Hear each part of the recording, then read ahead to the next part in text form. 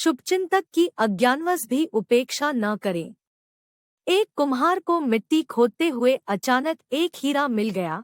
उसने उसे अपने गधे के गले में बांध दिया। एक दिन एक बनिए की नजर गधे के गले में बंधे उस हीरे पर पड़ गई। उसने कुम्हार से उसका मूल्य पूछा। कुम्हार ने कहा, 1.25 सेर गुड़। बनिए ने कुम्हार को 1.25 सेर गुड़ देकर वह हीरा खरीद लिया।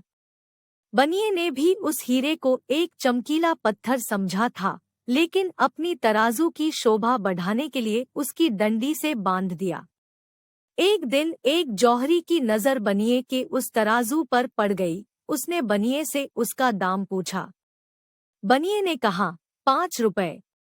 जौहरी कंजूस व लालची था। हीरे का मूल्य केवल 5 रुपए सुनकर समझ गया कि बनिया इस कीमती हीरे को एक साधारण पत्थर का टुकड़ा समझ रहा है।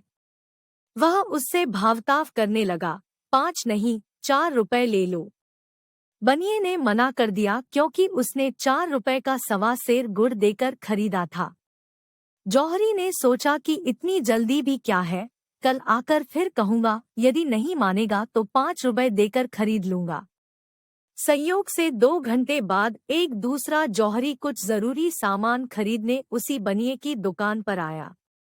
तराजू पर बंधे हीरे को देखकर वह चौंक गया। उसने सामान खरीदने के बजाय उस चमकीले पत्थर का दाम पूछ लिया। बनिए के मुख से 5 रुपए सुनते ही उसने झट जेब से निकालकर उसे 5 रुपए थमाए और हीरा लेकर खुशी खुशी चल पड़ा। दूसरे दिन वह पहले वाला जौहरी बनिए के पास आया। 5 रुपए थमाते हुए बोला, लाओ भाई, दो वह पत्थर। बनिया बोला, वह तो कल ही एक दूसरा आदमी 5 रुपए में ले गया। यह सुनकर जौहरी ठगा सा महसूस करने लगा। अपना गम कम करने के लिए बनिए से बोला, अरे मूर्ख, वह साधारण पत्थर नहीं, 1 लाख रुपए कीमत का हीरा था। बनिया बोला, मुझसे बड़े मूर्ख तो तुम हो। मेरी दृष्टि में तो वह साधारण पत्थर का टुकड़ा था, जिसकी कीमत मैंने 4 रुपए मूल्य के 1.25 सेर गुड़ देकर चुकाई थी, पर तुम जानते हुए भी 1 लाख की कीमत का वह पत्थर 5 रुपए में भी नहीं खरीद सके। हमारे जीवन में भी अक्सर ऐसा होता है।